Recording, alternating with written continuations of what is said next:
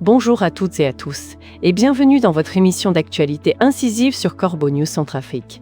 Aujourd'hui, nous sommes en direct du Studio C, et j'ai le plaisir d'accueillir Arsène Feïmonazoui, notre journaliste de terrain, pour un sujet qui nous met en colère. Arsène, ces opérations des Wagner en Vakaga, ça ressemble de plus en plus à du pur banditisme, n'est-ce pas? Bonjour Adèle, tu as parfaitement raison, l'analogie est frappante. La situation dans la Vakaga est pour le moins alarmante et confirme nos pires craintes. Vendredi 14 août dernier, des mercenaires russes de la milice Wagner ont mené une vaste opération démarrant de Sikikede pour aller jusqu'à 5 km, un village situé non loin de Gordil.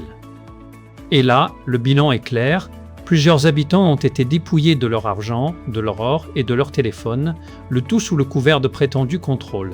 C'est ni plus ni moins qu'un racket généralisé.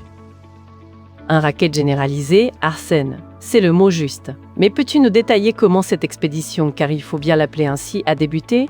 On parle d'une arrivée en grande pompe avec des moyens conséquents? Absolument Adèle. Tout a commencé avec l'arrivée de 2 hélicoptères venus tout droit de Birao qui ont atterri à Sikikede. Cette localité de la préfecture de la Vakaga est également connue sous le nom de Nanda. Une fois au sol, les mercenaires de Wagner en sont descendus pour continuer leur progression à moto. Et ce qui est encore plus troublant, c'est qu'ils n'étaient pas seuls. Pas seuls, dis-tu? Explique-nous qui les accompagnait, Arsène, car c'est un point crucial qui soulève de nombreuses interrogations sur la complicité et la légitimité de ces actions. Effectivement, Adèle.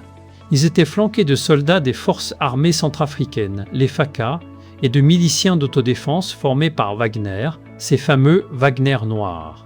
C'est une alliance qui rend ces agissements encore plus insupportables pour la population. Notre rédaction à Corbeau News Centrafrique a suivi attentivement cette opération pour en recueillir tous les détails. Des chantiers miniers fouillés, des biens confisqués, Arsène. On ne parle pas de simple vérification, n'est-ce pas? On parle d'un pillage en règle ciblant directement la subsistance des habitants. C'est bien ça, Adèle.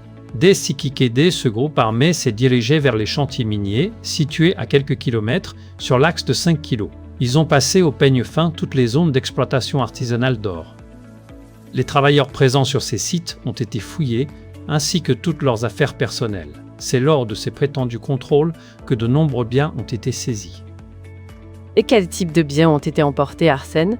Est-ce que ce sont des choses de grande valeur ou des possessions du quotidien, ce qui rendrait le coup encore plus dur pour ces personnes? Les deux, Adèle. Des téléphones portables, des porte-monnaies et de l'argent liquide ont été confisqués. Mais surtout, de l'or détenu par les exploitants et les mineurs eux-mêmes a été emporté. Ces biens appartenaient directement aux personnes sur place qui ont vu leurs revenus et leurs outils de communication leur être arrachés sans explication ni justification. C'est absolument odieux. Après les chantiers miniers, l'opération s'est poursuivie vers 5 km. Ce n'est pas n'importe quel village, n'est-ce pas Arsène? C'est un centre économique important pour la région. Exactement, Adèle. Après avoir vidé les poches des mineurs, la colonne a poursuivi sa route vers 5 km, un village proche de Sikikede, Gordil et Boromata. 5 km est réputé pour son marché, très fréquenté par les habitants des environs et les commerçants venus de plus loin. C'est sur ce marché, un lieu de vie et d'échange, que les hommes de Wagner ont continué leur contrôle. Et là, on imagine le scénario se répéter, fouilles, inspections et bien sûr, de nouvelles confiscations. Précisément, Adèle.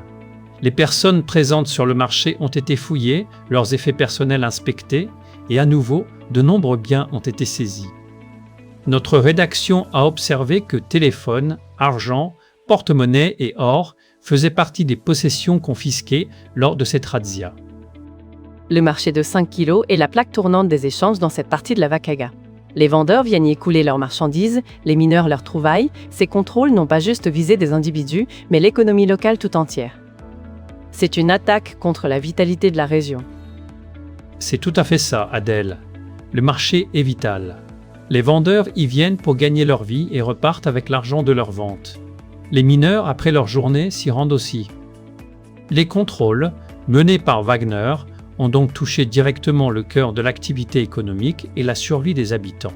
Des téléphones, de l'argent et l'or des travailleurs ont été tout simplement volés. Et ce qui rend cette situation encore plus révoltante, c'est cette collaboration ou cette complicité des FACA et de ces fameux Wagner noirs que tu as mentionnés plus tôt. C'est une légitimation de la rapine par ceux qui sont censés protéger la population. C'est une image affligeante, Adèle. Les mercenaires russes n'étaient effectivement pas seuls. Des soldats FACA et les miliciens d'autodéfense, formés par Wagner, les accompagnaient tout au long de leur progression, de Sikikede au chantier minier, puis jusqu'à 5 kilos. Leurs mouvements se sont même poursuivis en direction de Gordil, bien que notre rédaction n'ait pas pu confirmer leur entrée dans le village. Donc, on a une opération qui se poursuit Arsène. Ces hommes armés continuent leurs exactions sans entrave. C'est un message glaçant envoyé aux populations de la Vakaga. Exactement. Samedi, ces éléments de Wagner continuaient leur déplacement dans le secteur. L'opération a clairement visé Sikikede, les chantiers miniers de l'axe de 5 kg et le village lui-même. L'utilisation des 2 hélicoptères depuis Birao, suivi d'un déploiement rapide à moto, a permis aux mercenaires de se déplacer avec une efficacité redoutable entre les différents sites. Corbeau News Centrafrique continue de surveiller la situation et de documenter chaque fait observé sur le terrain. À 5 kilos, les confiscations d'argent, d'or, de téléphones et d'autres biens personnels représentent les principales répercussions observées lors du passage de ces éléments de Wagner sur les chantiers miniers et au marché. Une situation absolument inacceptable, Arsène. C'est un véritable pillage organisé sous le regard de tous. Merci Arsène Feimonazoui pour ce compte-rendu éclairant. C'était Ibrahim Moussa qui a rédigé cet article pour nous. Merci Adèle. Et chers auditeurs, n'oubliez pas que vous pouvez nous joindre sur WhatsApp et par téléphone au +20 36 75 008 18 ou au +20 36 72 20 20 pour nous faire parvenir vos informations. À très bientôt.